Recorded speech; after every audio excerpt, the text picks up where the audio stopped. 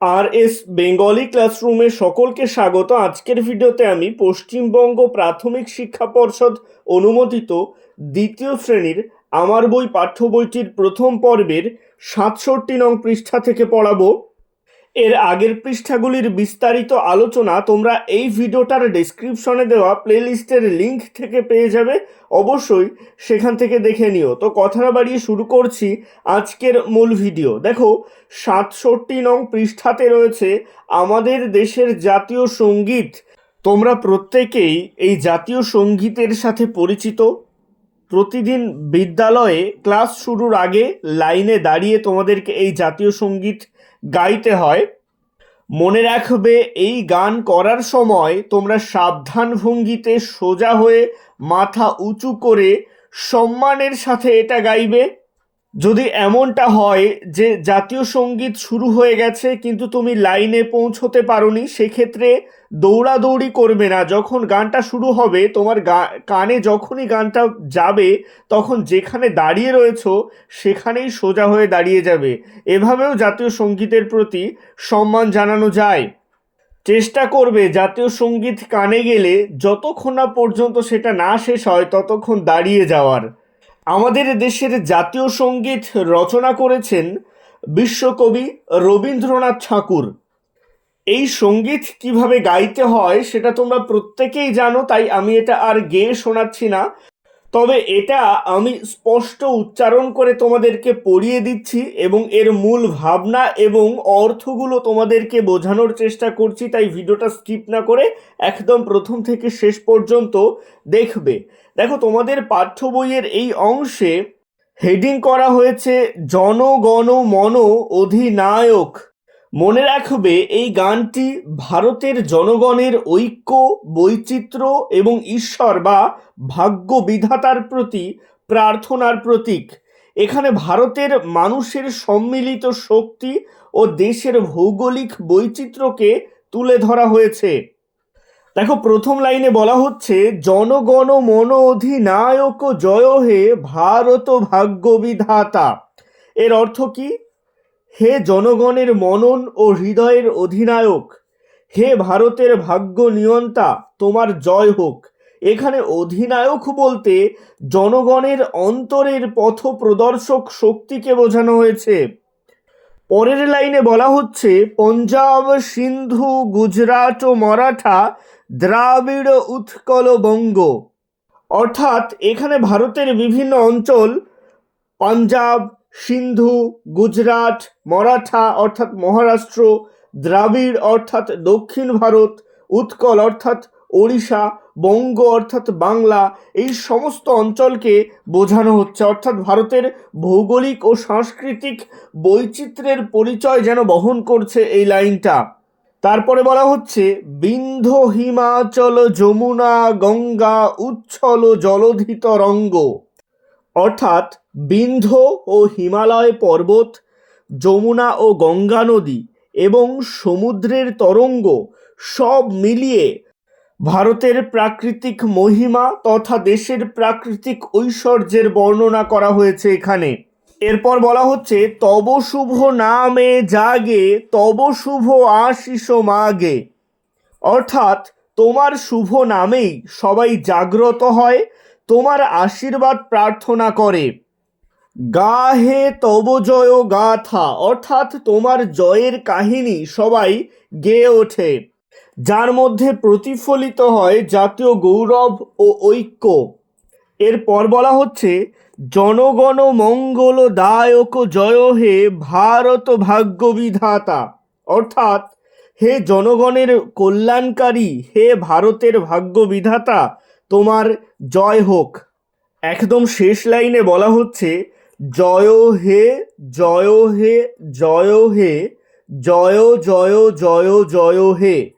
অর্থাৎ বারবার বিজয়ের ধ্বনির মাধ্যমে এই লাইনে দেশের উন্নতি ও সমৃদ্ধির কামনা করা হয়েছে। তাই পরিশেষে আমরা বলতেই পারি ভারতের জাতীয় সঙ্গীত মূলত দেশের ঐক্য ও বৈচিত্র্যের প্রতীক, ভৌগোলিক সৌন্দর্যের চিত্র, জনগণের একতা ও শক্তির গান দেশের মঙ্গল কামনার প্রার্থনা। এটি কেবল একটি গান নয়, বরং ভারতের আত্মা ও গৌরবের প্রতিচ্ছবি। এবারে চলে আসছি 68 নং পৃষ্ঠায়। এখানে বলা হচ্ছে, নিচের ছবিটিকে সম্পূর্ণ করে রং করি।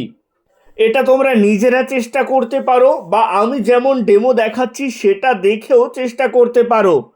এবারে চলে আসছি পাঠ্য বইয়ের 69 নং পৃষ্ঠায়। এখানে একটা কবিতা রয়েছে। কবিতার নাম কি? বর্ষার দিনে।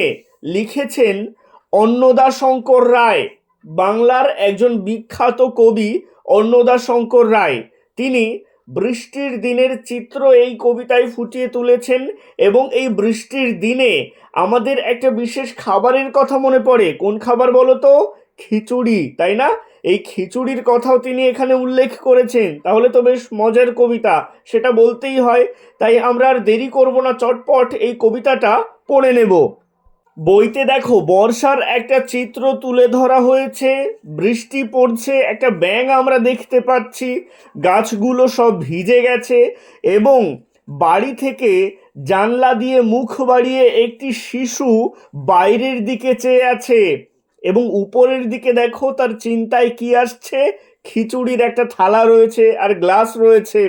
এবারে চলে আসছি মূল কবিতায়। কবিতার নাম বর্ষার দিনে। লিখেছেন অন্নদাশঙ্কর রায়। শনশন হাওয়া বয়, এই আসে বৃষ্টি, দরজা জানালা খোলা, ভেসে যায় ছিষ্টি।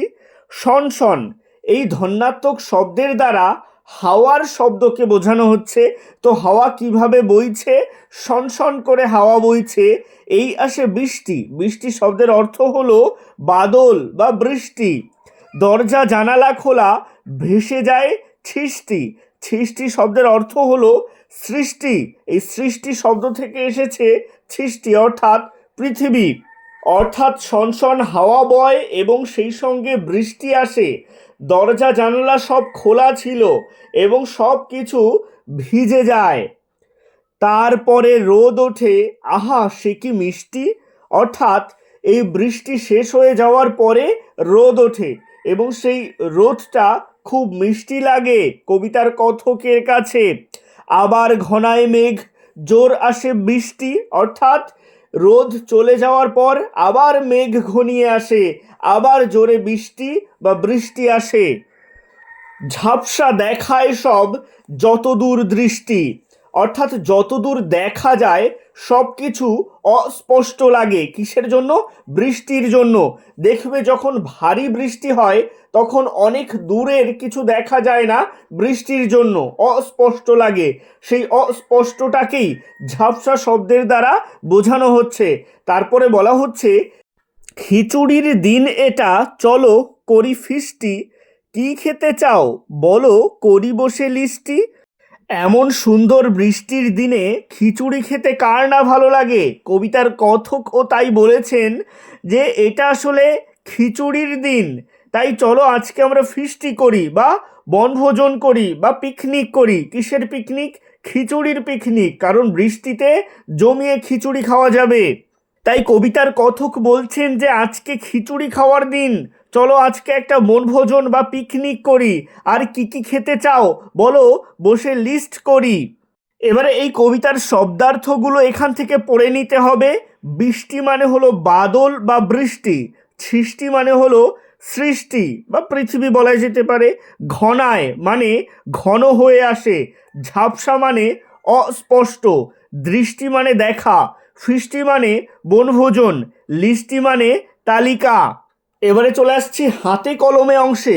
এক দাগে বলা হচ্ছে, শনশন হাওয়া বয়। শনশন বললেই আমরা হাওয়ার আওয়াজকে বুঝি। এমনই টুপটাপ আর খিলখিল, এই শব্দ দুটি কিসের আওয়াজ বোঝাতে ব্যবহৃত হয় লিখি। এক দাগের উত্তর হবে টুপটাপ জলের আওয়াজ বা জল পড়ার আওয়াজ, আর খিলখিল হাসির আওয়াজ। দুই দাগের প্রশ্ন, মিষ্টি ফিষ্টি এই শব্দ দুটির মধ্যে যে যুক্ত ব্যঞ্জন আছে তা ভেঙে দেখাই। দুই দাগের প্রশ্নের উত্তর হবে মিষ্টি, এখানে যুক্ত ব্যঞ্জন রয়েছে মূর্ধন্য ষয়ট, এটা ভাঙলে হবে মূর্ধন্য স যুক্ত ট। আর ফিষ্টি এখানে যুক্ত ব্যঞ্জন রয়েছে দন্ত শয় ট। এখানে যুক্ত ব্যঞ্জন ভাঙলে হবে দন্ত স যুক্ত ট। এবারে চলে আসছি 3 দাগের প্রশ্নে। এখানে বলা হচ্ছে কোন ঋতুর কথা ছড়াটিতে রয়েছে? উত্তর হবে ছড়াটিতে বর্ষা ঋতুর কথা রয়েছে। আজকের ভিডিওটা এই পর্যন্তই। ভিডিওটা ভালো লাগলে অবশ্যই লাইক করো এবং একই ক্লাসের বন্ধুদের সাথে ভিডিওটাকে শেয়ার করতে ভুলো না। ভালো থেকো, সুস্থ থেকো সকলে, আর অবশ্যই RS বেঙ্গলি ক্লাসরুমের সাথে থেকো। সবশেষে একটাই রিকোয়েস্ট, এখনও পর্যন্ত যারা চ্যানেলটিকে সাবস্ক্রাইব করে উঠতে পারোনি তারা অবশ্যই চ্যানেলটিকে সাবস্ক্রাইব করে দিও এবং পাশে থাকা বেল আইকনটিকে প্রেস করে অল বাটনে ক্লিক করে দিও নতুন ভিডিওর আপডেট সবার আগে পেতে।